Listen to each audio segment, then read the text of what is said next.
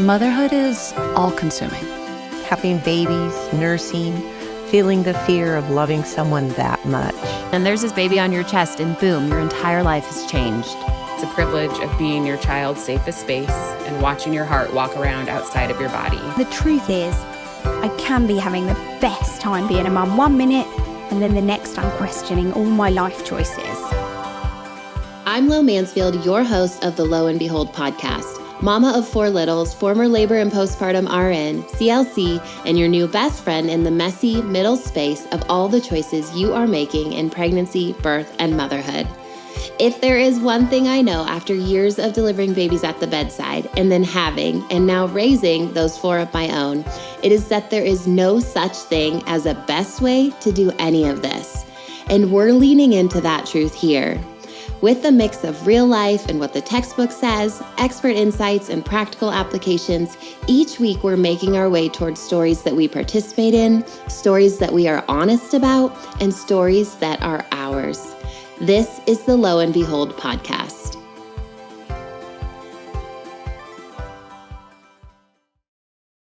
I have got a birth story for you guys today in this episode, and as I keep saying, every single time I intro my birth story guests, birth stories are just some of my favorite conversations to have, and I will never get tired of them. Sometimes I still kind of feel like I can't believe I get to sit here and chat with people and just hear them talk about one of my favorite things ever, honestly. Not just me having babies, but you having babies. I feel so privileged every time I get to have these chats, and even more privileged that I get to share these with you and that these moms and these parents are willing to be vulnerable and share all of this with the world. So I'm not going to share any more details. I don't want to steal her story, but I will say that I am just so proud of this mama. Let's get into this conversation with one of my students, Caroline. Good morning, Caroline. I am so glad to have you with me this morning. Why don't you go ahead and introduce yourself a little more personally? I introduced you a little bit when we started, and then we'll just get straight into your birth story. Yeah, good morning. It's really good to be here. My name is Caroline. I am a first-time mom. I'm 36. I was 35 when I had my baby girl. She's 9 months old. And I live in a little town outside of, well, it's not a little town, but outside of Dallas, Texas. So there are no little towns outside of Dallas. No. But yeah, I'm a first-time mom, like I said, and it's a labor mama on Instagram was where I initially found you and took your course and just tried to soak up all of the information and education that I could. And I just really loved your course and your Instagram page because I felt like I had a really balanced view of everything and all of my options, and nothing was really pushed as this is the way and this is what you should do, but this is what you could do. And these are the pros and cons of every decision. So I love it. So good to hear. Okay, well, we're just going to get into that birth story, but why don't we start with maybe even getting pregnant, for if there were any fertility things, kind of just that whole process when you guys got started. Yeah, I actually have PCOS.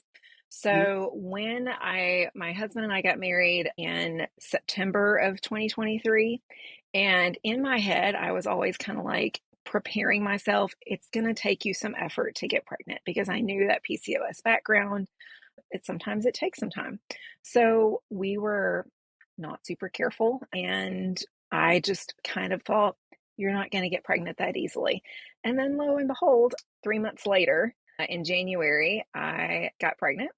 And we were both kind of shocked, but we were really happy because it was definitely something that we both wanted. So I kind of feel bad saying that because having PCOS and having friends and family members that have PCOS that did struggle trying to conceive, it did happen pretty easily for us, but I know that that is a big heartache and a big struggle for some other people. But I will say that pregnancy for me, it was really great. I loved being pregnant.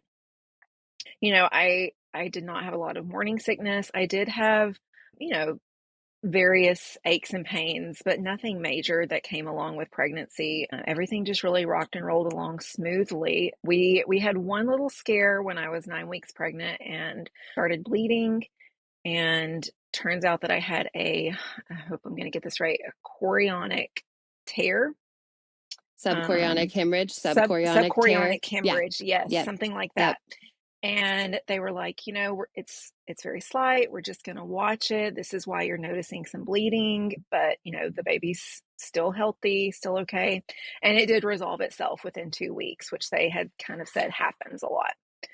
But other than that, everything went really smoothly. At 39 weeks, or, really 37, 38 weeks, when I started seeing my obstetrician every week, she was like, okay, let's talk about birth plans. And, from your course, I had made up a birth plan, and really not this is what I want to happen along the way, more of these are my priorities. This is what I would prefer if there are no medical indications. Otherwise, this is what I want.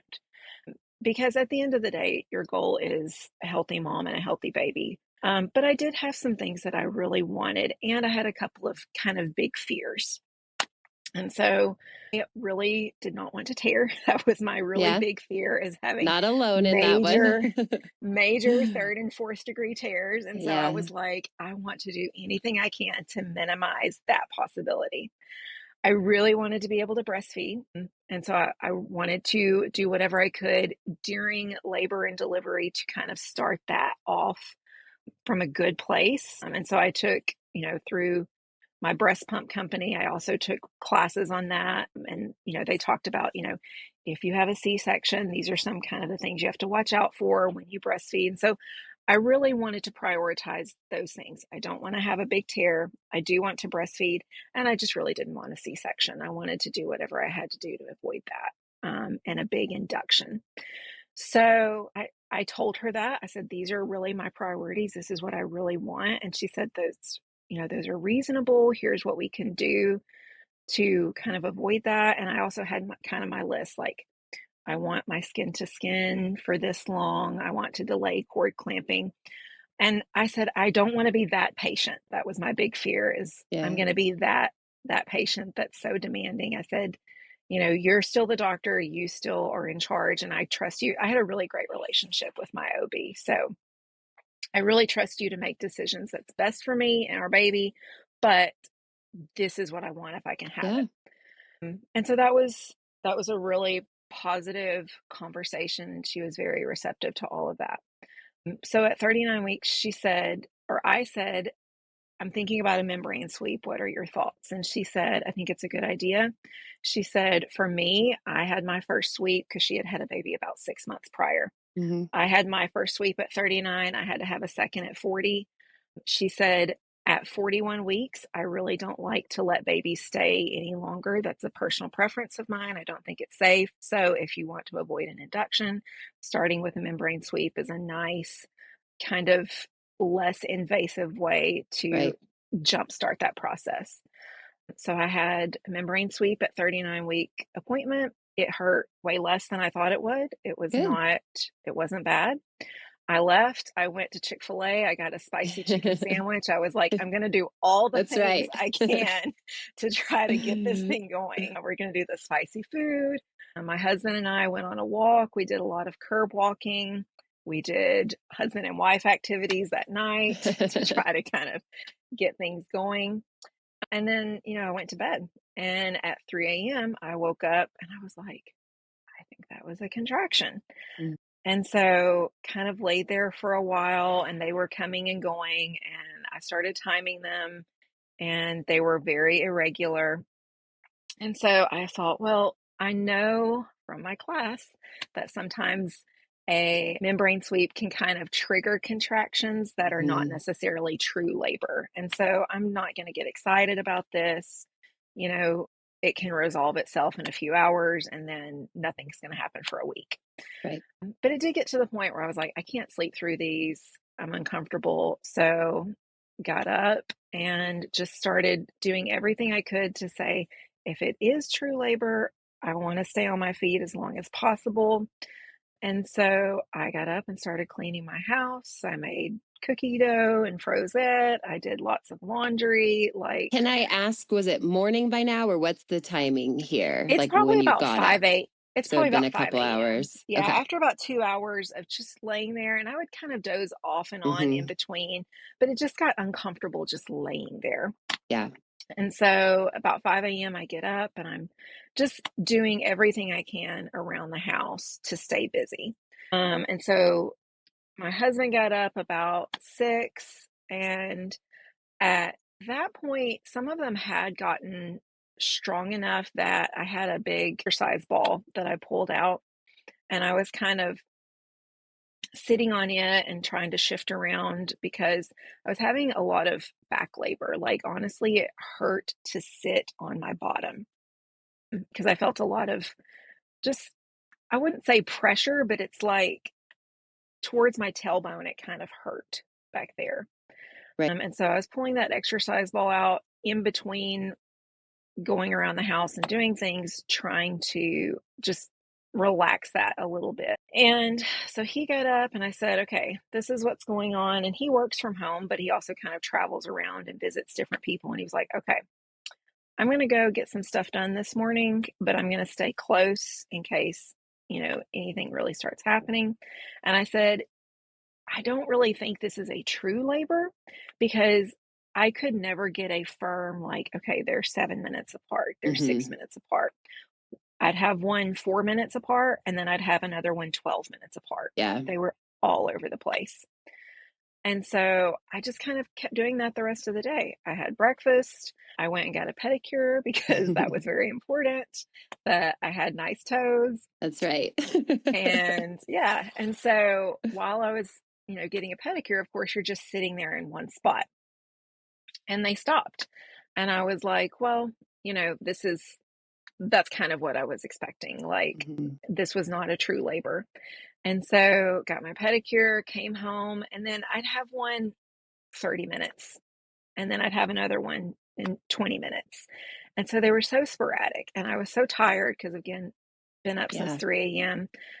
And I laid down to take a nap. And it's so funny because one of our really close friends whose birthday was that day called me and said, are you going to have the baby today? I said, I really don't think it's going to happen. Yeah. Like, don't get your hopes up. Because at this point, it's 1 o'clock in the afternoon, and my last contraction was 30 minutes ago. So I laid down. I took a 2-hour nap. I got up. As soon as I got up out of bed, they started up again. But again, they were just all over the place. And I couldn't ever really get a read, and my little phone app would tell you, your last contraction was 4 minutes apart. You should go to the hospital. You should go. Yeah. Yeah. And then 12 minutes. It looks like you're not in real labor. Yeah. You should call your doctor or something like that. So yeah, so it just kind of stayed like that. My husband brought me dinner home. By this time, it's about 6 o'clock. And he said, well, my friend wants to come over, and he's a big cigar guy. And he said, we're going to go smoke a cigar on the back patio because it looks like you're probably not in real labor. And I was like, okay, I guess. I don't know what to tell you because I don't really know what's going on right now. But so I just we had gone for a walk. We had done more curb walking, and I was so exhausted, but I was still just doing everything I could just to stay on my feet. So he went out, they smoked. It's about 8:30. He leaves, and I finally was just like, I can't stay on my feet any longer. I'm so tired. And so I lay down on the couch, and I'm watching a movie, and he comes in and he sits down on the couch with me, and, we're just kind of relaxing and about ready to go to bed. And it's 9:30, and I said, this baby is not coming today. My last contraction was 15 minutes ago. I'm tired. I want to go to bed. And he gets up and walks across the room, and I felt a pop, and my water gushed everywhere, all over the couch. Yeah, the couch. All over the couch, which it actually worked out great because it was a very old brown couch that I hated. And so that was the perfect excuse for us to buy a new couch. That's but right. It went everywhere. And I was so shocked. I was like, oh my God, my water just broke, and it didn't hurt. It just felt like a balloon popped inside of me. But as soon as it did, the contractions started rolling in, one right on top of the other. And they were maybe 3 minutes apart. And I started to cry because I said I wanted to fix my hair and do my makeup. And And now you're ready for bed. Yeah. And that was the point in which I started to get upset. I was like, I really wanted to look good for pictures, and my hair doesn't look good, and I You're need not to do alone my in that. It's makeup. so cute. I feel the same way. I get it. I Yes. totally get it. So, and he laughed at me. He was like, "It's okay." And Yeah. so I got up and I took a shower and I got dressed. And at this point, like just in that 30 minutes, like they had decreased to like 2 minutes apart and they were rocking me. I was like, Mhm. okay, I'm feeling these. And to the point where at one point I had to drop down to my hands and knees to get through one. And so he has loaded up the car. I'm a very type A person, so everything was ready to go. And all he had to do was put it in the car. Mhm. And so I get in the car, and what kind of threw me that I didn't really realize what happened is I'm just constantly leaking fluid. Like, I really thought with a big gush like that, that would be it, but it was just a constant. Fortunately, the hospital is 10 minutes away from our house. We get to the hospital, and he's like, okay, I'm going to drop you off at the ER and they'll come get you with the wheelchair. I said, no, I'm going to walk in. We're not doing this. We're not doing this dramatic thing. Like, Mhm. I'm walking in. So park in the back parking lot. We're just going to walk. And then I'd have to stop in the middle of the parking Yeah, lot to have a definitely. contraction. And every time I had a contraction, there's more water leaking out. Fortunately, we had done a hospital tour, which I think was really a great idea on our part because we knew exactly where to go. We knew what was going to happen. They had kind of walked us through, like, if you come in labor, no matter what, you're going to go to triage and we're going to Mhm. kind of look you over and make sure you're actually in labor. So this is where it kind of gets funny, and I'm kind of losing my cool a little bit because I'm having contractions that are about 2 to 1 minute apart. And we walk in, and I'm just leaving a trail of fluid behind Mhm. me. And we tell them, I'm in labor. And so they bring me into triage, which I was cool with. I knew was going to happen. And the little nurse, God love her, I don't know if she was new or what, but she said, first I said, I really need to pee. I said, I've got all this pressure on my bladder. I said, I need to pee. And so I went to the bathroom and I peed. And then she's like, okay, now we're going to swab you to make sure that your water has broken. Yeah. And I said, ma'am, what do you think that trail of It's on the fluid is floor. Yeah. behind me? I'm surprised And they even triage you. Like, if you're they leaking did. fluid on the floor, you're obviously They, ruptured. Like, that's pretty they, clear. they did. So They that's absolutely interesting. triaged me. Mhm. And then she holds the swab up, and the charge nurse comes in, and she had introduced herself. I'm the charge nurse, this is what we're going to do. She holds the swab up to the charge nurse, and it's like turned an electric blue Blue, color. yeah. And she said, do we need to send this off to the lab? And the charge nurse is like, I don't think so. We're I good. think we've verified that her Yeah. water has broken. Cute. So I'm soaked, and I guess I'm just so stubborn that they're like, okay, let's get you in a wheelchair. I'm like, no, I can walk. I can walk. Don't put me in a wheelchair. That's for sick people. I Yeah. can walk.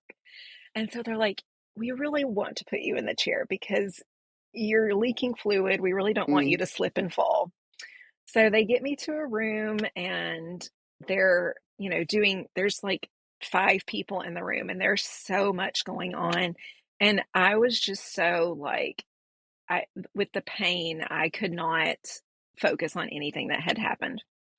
And I actually skipped something. I'll go back to triage. Mm. While I was in there, she said, we need to check your cervix. And so we need you to lie down. And my back labor was so bad, I could not lay down. And I said, okay, but can you do it in between contractions and do it quick because it is hurting so bad to lay down on my back. And she said, yeah. So in between contractions, she gets in there and she spends so long checking my cervix that another contraction is coming. And I'm like, you got to get out. You got to stop. Mhm. And so the charge nurse says, where is she? And she says, I think she's at an 8, but I really can't tell. So can you check it And for you're me? like, And I'm like, oh my God. yeah. And so they said, just so you know, your window for an epidural is closing really fast. So if you Mhm. want one, you need to tell us now. And fortunately, I really wanted to go natural and I did not want an epidural. And so I said, no, I don't want an epidural, which, helped because at that point, I really had no choice. Like, you don't have a lot of time to dither about this decision.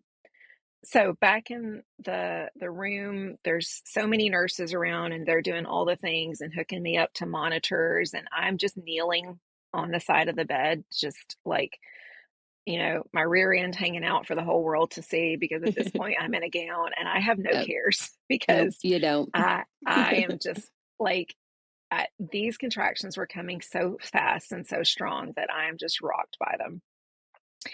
But I did have enough wherewithal. They start trying to put an IV in, like in this part of my hand, or on my right hand. And I was like, no, no, no, don't do that. Like, put it somewhere else on my arm that it's not going to be in the way and it's not going to be painful, because I knew from experience that those hand IVs do not feel good.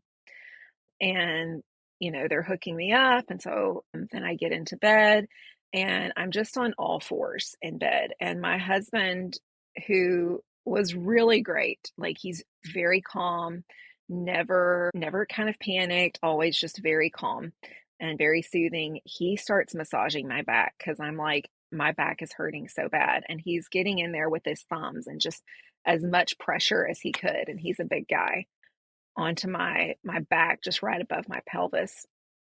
And at this point, my water breaks at 9:30. We are at the hospital by 10:15. So it's probably 11 o'clock at night. And I look at him and, like, I said, I think I have effed up because I have declined this epidural, Yeah. because I am in so much pain. And like, I'm in between contractions. I'm trying to say all the things. Like, I'm like, it's pressure, not pain. It's pressure, not pain. Right. And I'm just like repeating any kind of mantras that I can to get me through this. And the little nurse just kept wanting to check my cervix. Like, it's like every 10 minutes she wanted to check me again. And I just was like, no, I don't want to be checked right now, because that meant I had to get on my back and I can't handle being on my back. And finally, I'm starting to feel some pressure, and she's like, we really need to check you. And I do feel bad about this, but I said, you can check me, but find someone who knows what they're doing, not you. It's okay. I Because think that's I'm like, fine. the first time you took forever, and then you didn't even know whether I was at an 8 or not. Like, I need somebody that really knows how to get in there quick Yeah. and get out. So the charge nurse comes in and checks, and I don't even remember what she said other than, you're just really close. Mhm. And my problem is in my head, and I'd done your class, I'd done all the education, but when I got in that moment, I was in so much pain. I thought I had like 12 hours of this left.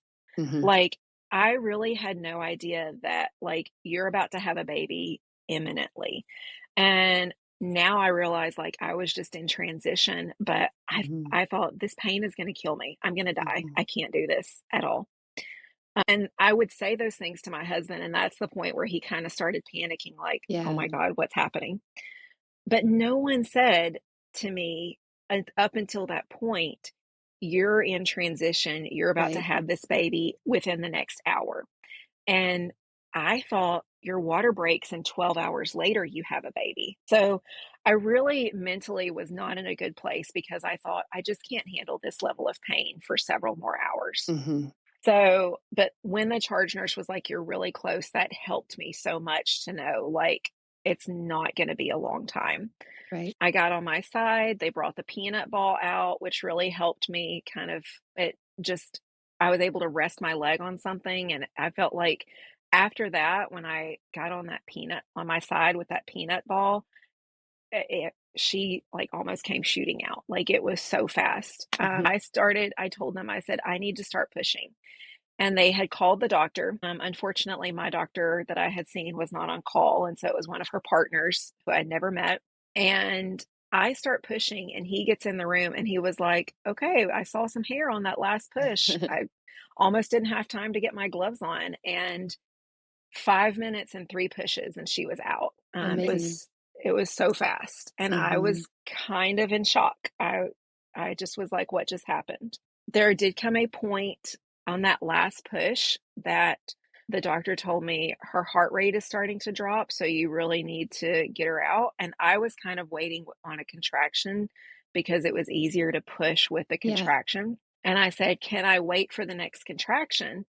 And the doctor said, "Well, I wouldn't if it were me." And I looked at my husband like, "Well, who should I ask? Yeah. Like, You're what the does that doctor. mean? Yeah. Like, just tell me what to do. Yeah. I'm not at a point where I can make decisions." Right. So I did like just a big push as hard as I can, and she came out and she was perfect. So it was a really good experience, but it was wild because all day long I had just been telling myself you're not in real labor because I didn't Right. want to psych myself up and then get my hopes down. And so at 9:30 when my water breaks and then I have a baby at 11:49, I was like, what just happened? Right. Yeah. We talk about um this a lot on Instagram and stuff too. Fast labors can be a blessing, right? In that you mhm, think, oh, I didn't have to do this for 12 hours like you were worried about or 14.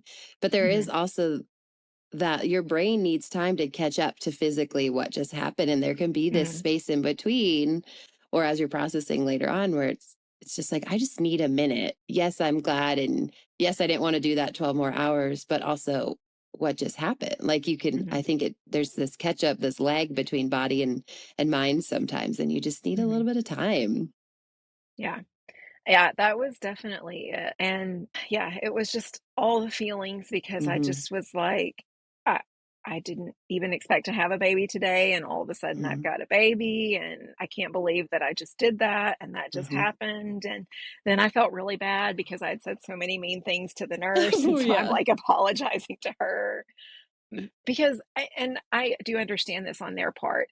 They're trying to ask all of the questions because they've got a patient that they're trying to assess that just came in and is immediately in hard labor.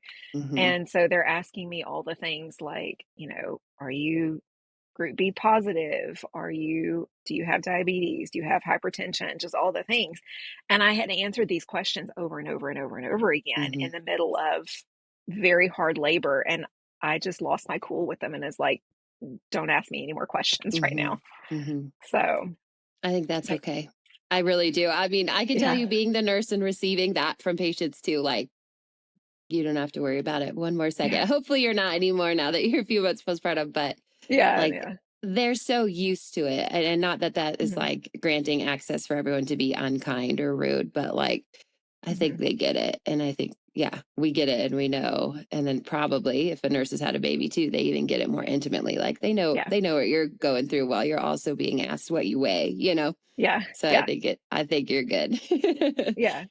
So my husband was it was so funny because he was kinda like, "You screamed a lot." Like, I think they might have heard you in the parking lot. It's okay.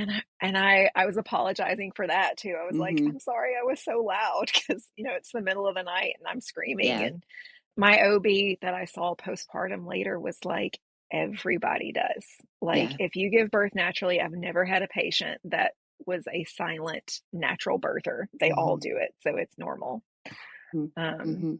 but yeah, she was really small. She was 5'13" Hmm.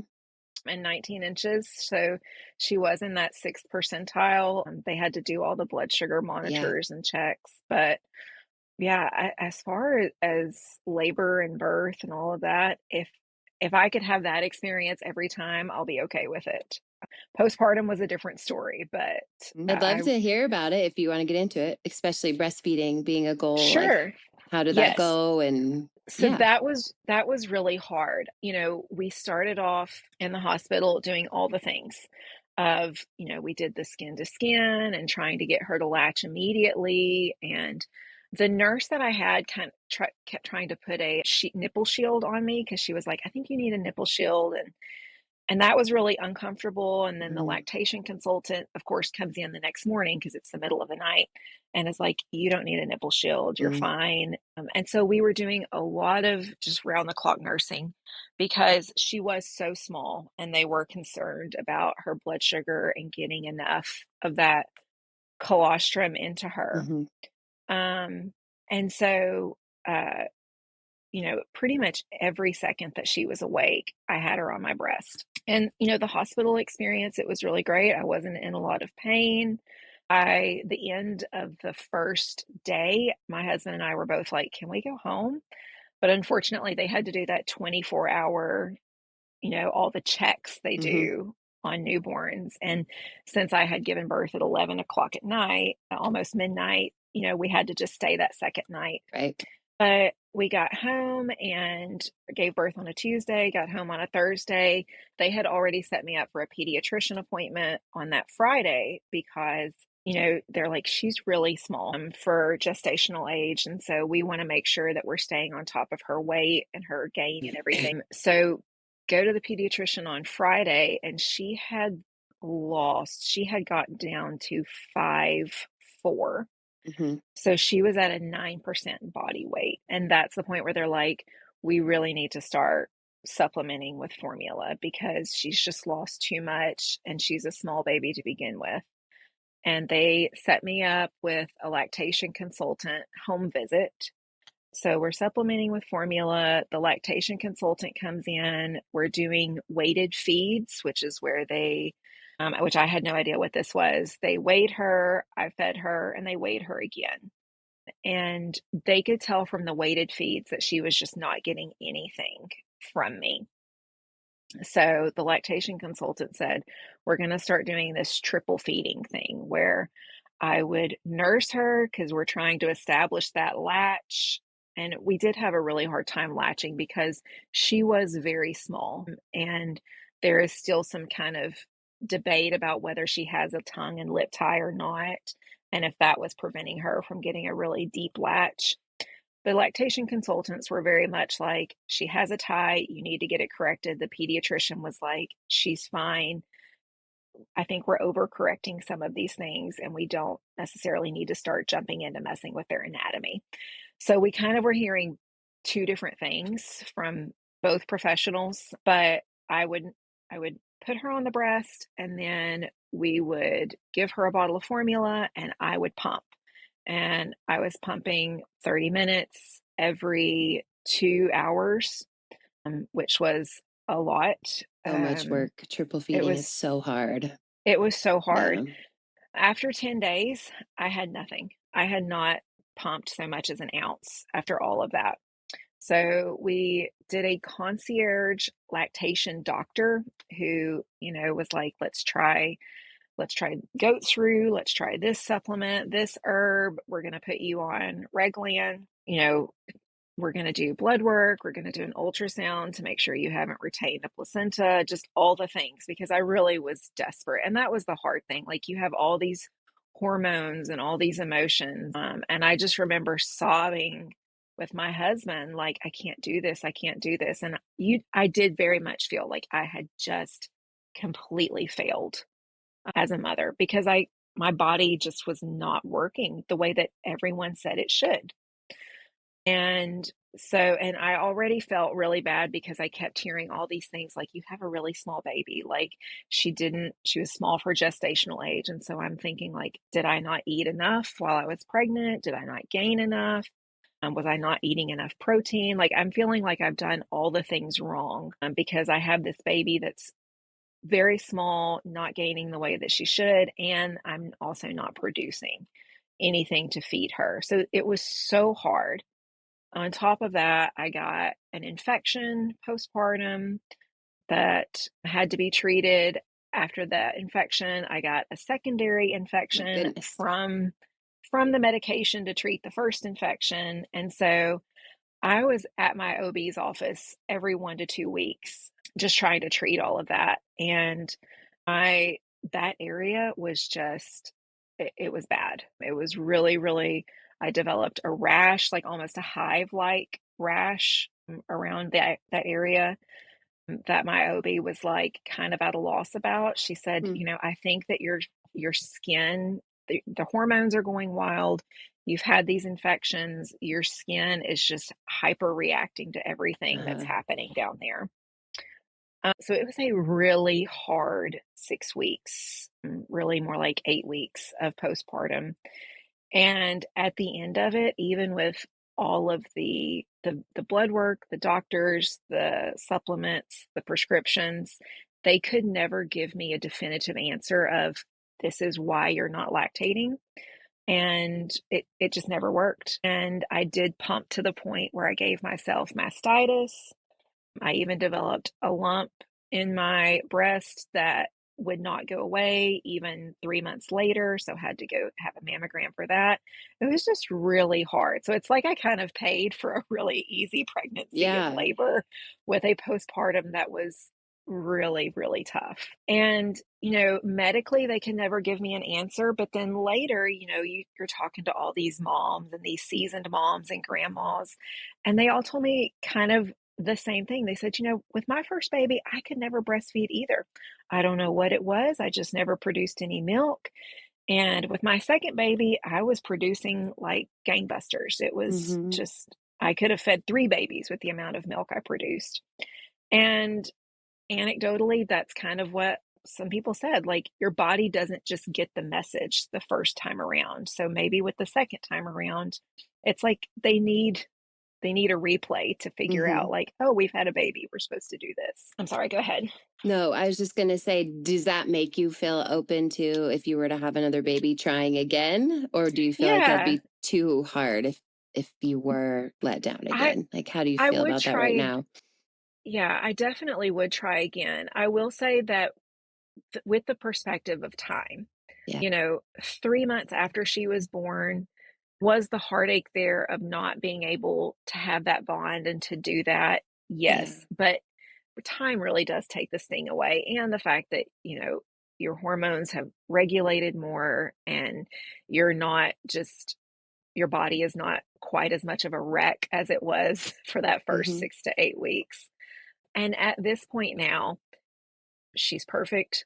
We have, the formula thing down. My husband gets to feed her, which he kind of secretly, I think, enjoyed. Like, he's Yeah. like, I get to feed her too now. Because my husband he actually has his PhD in animal nutrition. So he Okay. also knew all of the things about, like, colostrum and Yeah. lactation. And he was a big supporter of, whatever we need to do to get you where you want to be to lactating and able to feed her. Mm-hmm. When we're spending $500 on a concierge lactation doctor, he never told me no. He was always very supportive of whatever it took to do that, because he knew what it meant to me mentally and emotionally to be able to do that. But he also knew from a medical and scientific Right. perspective the benefits. But there did come a time where he was like, I think it's time to just say, we're done. It's not going to work. And I had kind of reached that point too. I had also kind of said, like, I just can't keep pumping like this. And it's so tough mentally when you are pumping every 2 to 3 hours and you just have empty canisters. Like, there's nothing there. So I reached a point where I'm like, I'm okay with it. I have a healthy baby, and I have, friends that are still pumping or breastfeeding their 9-month-old, and they have a level of kind of hassle that I don't have to have Yeah. Yeah. with There's practical truths of that. Definitely. with a Yeah. formula fed. She's at the point where I hand her a bottle and she just goes to town. She Yeah. wants to do it herself. Yeah. And I don't have the trying to nurse in public with a squirmy baby looking around everywhere. And it does make it a lot easier as, they get older, to just be able to hand them the bottle and I'm not attached to a pump. So it was hard, but it is what it is. And we got through it. And now mentally, I'm like, I'm okay. For the second baby, I'll probably still try, but hopefully I'll have the perspective and the wisdom to say, if it doesn't happen, it's not the end of the world. Yeah. That's one of So, my favorite things about having another baby. If you go past one, it's just, no matter how the first experience goes, whether we're talking about birth or postpartum or breastfeeding, like, you bring wisdom into it. So maybe, yes, every mhm. baby is different. Every experience is different, but your wisdom that you carry in, I just think that no matter how first versus second compares or goes, that wisdom is just such a gift the second time or the third time. Like, no one can take that from you. No one can teach you that wisdom. Mhm. It's hard fought for, right? And then you get to Yeah, carry that forward. And I do think it's just such a game changer when you yeah, move to the next time or the next experience. Yeah. It is, because even now I think like there are certain things that I would do very differently that people had told me, when you have a baby, do this, this, and this. Yeah. And I didn't do them. Like people would say, take it easy. Don't have people come over and see the baby. Stay in bed, rest, let your body heal.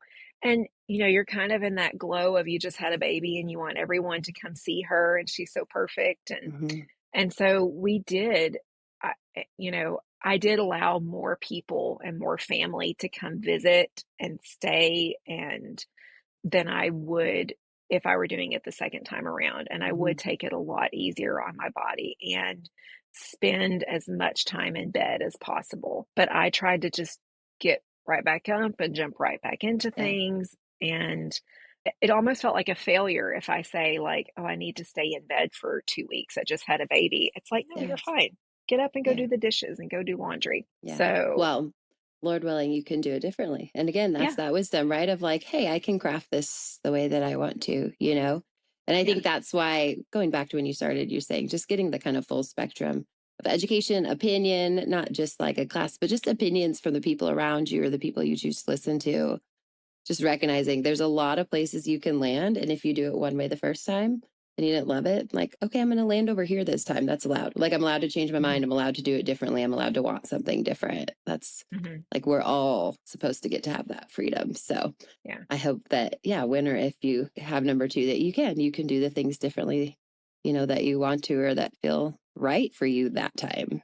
Yeah. yeah, yeah. Okay, so I know you mentioned Your Body, Your Birth, which I love, Mhm. of course. Any other like resources you love, podcasts, educators, anything else that you can think of, books? I would, I did read the Emily Oster book, Expecting Expecting Better? Better. Mm-hmm.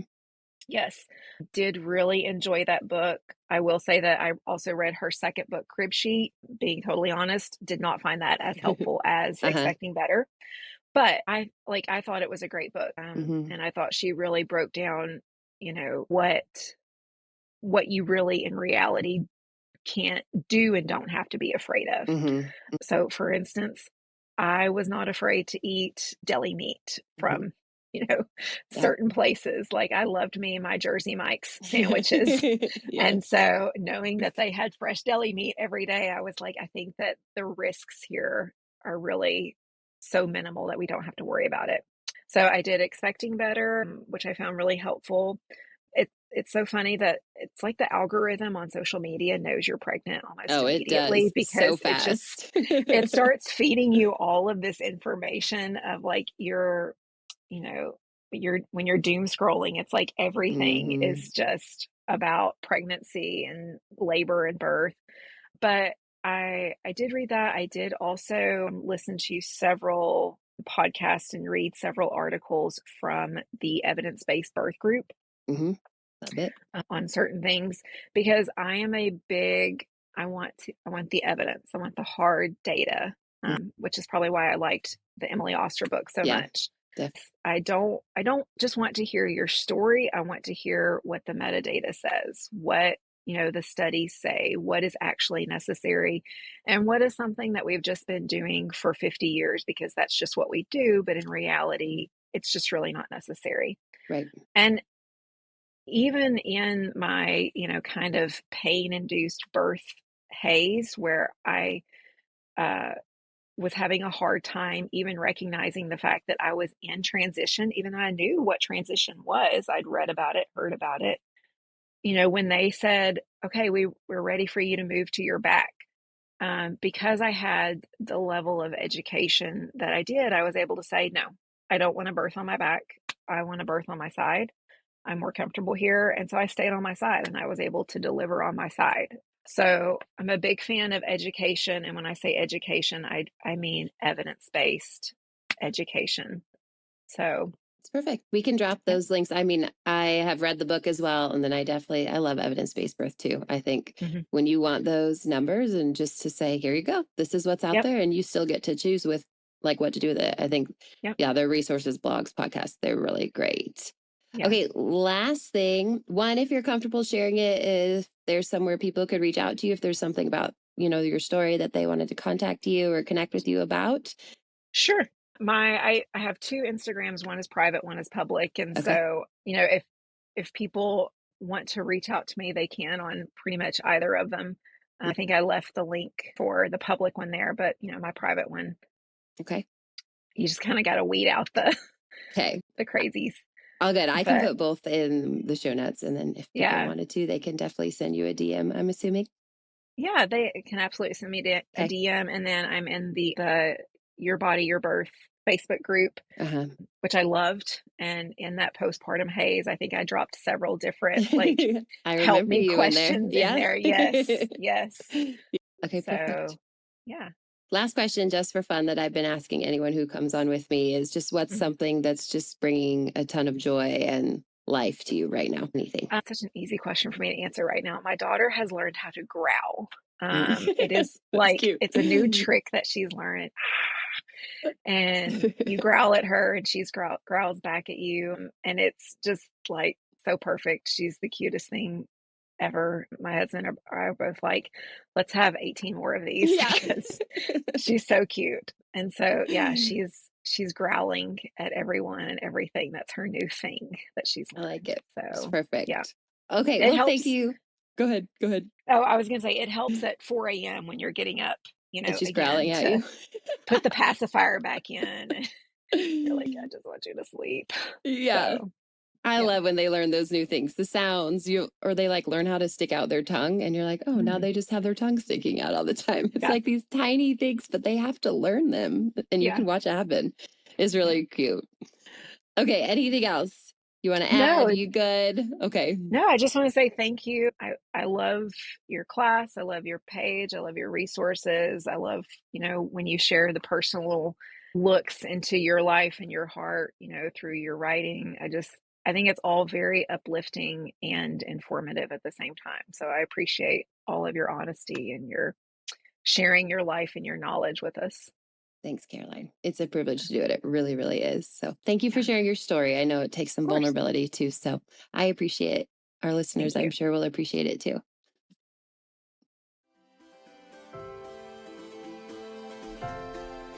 Thank you so much for listening to the Lo and Behold podcast. I hope there was something for you in today's episode that made you think, made you laugh, or made you feel seen. For show notes and links to the resources, freebies, or discount codes mentioned in this episode, please head over to loandbeholdpodcast.com. If you aren't following along yet, make sure to tap subscribe or follow in your podcast app so we can keep hanging out together. And if you haven't heard it yet today, you're doing a really good job. A little reminder for you before you go. Opinions shared by guests of this show are their own and do not always reflect those of myself and the Labor Mama platform. Additionally, the information you hear on this podcast or that you receive via any linked resources should not be considered medical advice. Please see our full disclaimer at the link in your show notes.